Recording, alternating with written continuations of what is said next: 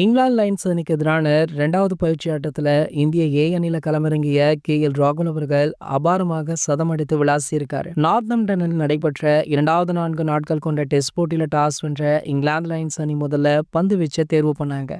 இந்த போட்டியில களமிறங்கிய ராகுல் அவர்கள் தொடக்க வீரராக ஜெய்ஷ்வாலுடன் விளையாடினாரு. ஜெய்ஷ்வால் 26 பந்துகள்ல 17 ரன்களை எடுத்து ஆட்டத்தை இழக்க கேப்டன் அபிமன்யு ஈஸ்வரன் 13 பந்துகள்ல 11 ரன்களை எடுத்து பவிலியன் திரும்பினார். இருந்தாலுமே 3வது விக்கெட்டுக்கு ஜோடி சேர்த்த ராகுல் அவர்கள், கருண் நாயர் ஆகியோர் அபாரமாக விளையாடி இங்கிலாந்து அணி பந்துவீச்சை எதிர்கொண்டு அதுல ராகுல் அவர்கள் பொறுப்பான ஆட்டத்தை வெளிப்படுத்திருக்காரு. அணியுடைய ஸ்கோரை கிடுகிடுவென உயர்த்திருக்காரு. அது மட்டும் இல்லாமல் ரொம்பவே நிதானமாக விளையாடி 102 பந்துகள்ல அரை சதத்தை கடந்தாரு. அதனைத் தொடர்ந்து பாத்தீங்கன்னா 116 ரன்களை எடுத்து அவருடைய ஆட்டத்தை இழந்தாரு.